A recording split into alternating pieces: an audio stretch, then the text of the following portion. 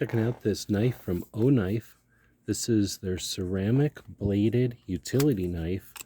They have a couple of different styles. This one is aluminum and in the OD green. Comes along with this little multi-tool. It's kind of neat.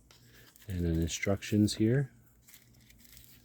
We'll open it out of the silicone bag that it's in. This one is a nice blade with a flipper on the back. There's also thumb studs, so you can open it either-handed. It's the ceramic blade, very sharp. We'll go ahead and cut the paper cardboard that it came in.